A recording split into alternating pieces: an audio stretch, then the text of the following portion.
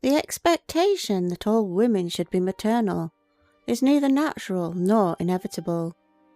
Rather, it is the product of deeply rooted historical and sociological forces that have long linked femininity to caregiving. This phenomenon, often described as the motherhood mandate, positions nurturing, self-sacrifice, and domestic responsibility as defining features of womanhood. Despite social progress and expanding opportunities for women, this mandate continues to shape cultural norms, personal expectations, and institutional structures, often to the detriment of women who do not conform to it.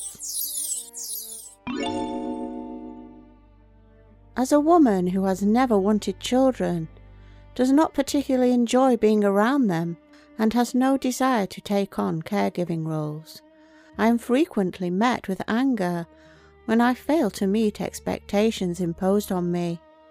That experience is what compelled me to address this topic. At the heart of this expectation lies the historical construction of gender roles.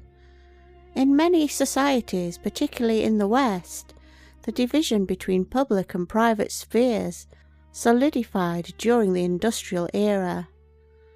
Men were associated with paid labour, politics and public life, while women were relegated to the domestic sphere and made responsible for child rearing, emotional labour and household management.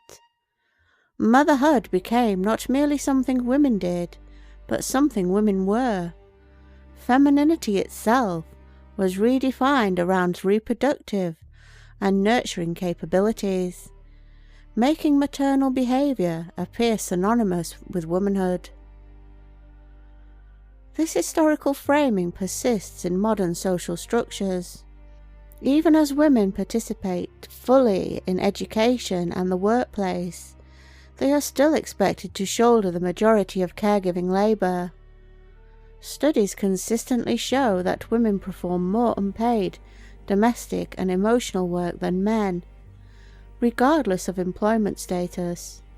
The motherhood mandate thus functions as a form of invisible labour expectation, one that is moralised rather than negotiated. Women who embrace motherhood are praised for fulfilling their natural role, while those who resist or reject it are often framed as selfish, incomplete, or deviant. A key mechanism sustaining this mandate is the myth of an innate maternal instinct.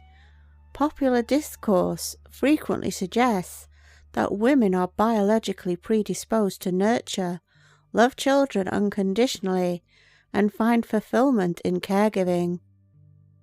While caregiving abilities can certainly be developed, the notion that they are instinctual and exclusive to women lacks scientific grounding.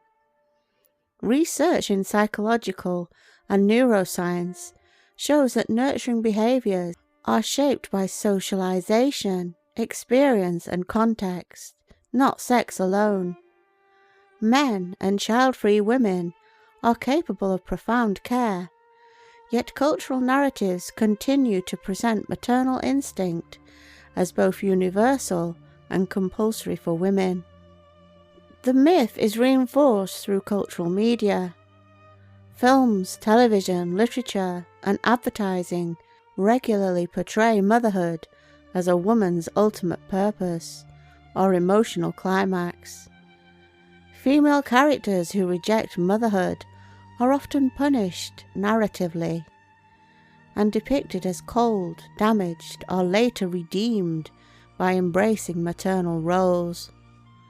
Conversely, men are rarely defined solely by parenthood. Fatherhood is treated as an addition to identity, not its foundation. These asymmetrical portrayals normalize the idea that a woman's value lies in her capacity to care for others, particularly children. Patriarchal social structures further entrench these expectations. When caregiving is feminized, it becomes devalued, economically and socially. Unpaid domestic labour is rarely recognized as work, yet it underpins entire economies.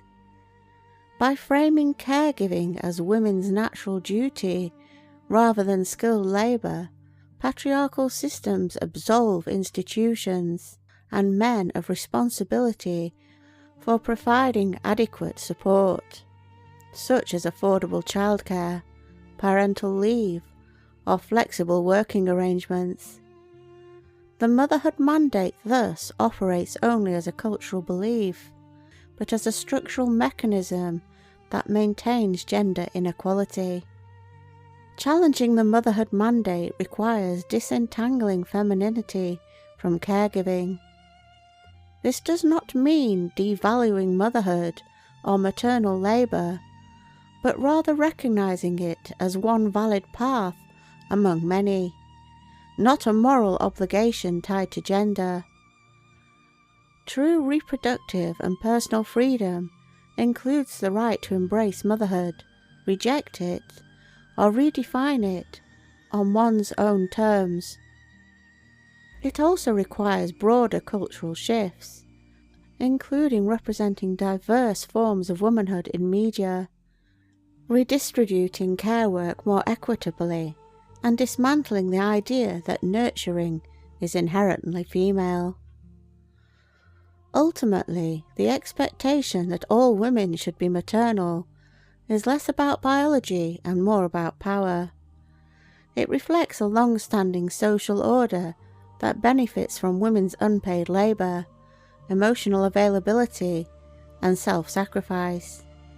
By naming and interrogating the motherhood mandate, we create space for more expansive, humane understandings of femininity. These allow women to be caregivers, creators, leaders, or none of the above, without having their worth called into question. In ancient times, when there were only Serpent bloodline women and no men, women got to choose their roles.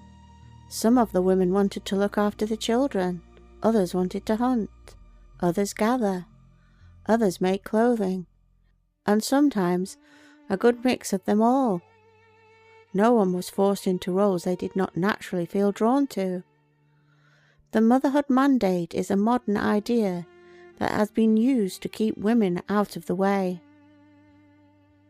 So please, don't just expect that a woman with a soft voice and a curvaceous feminine body wants to mother you and your children. For some of us, it is simply not what we were made for.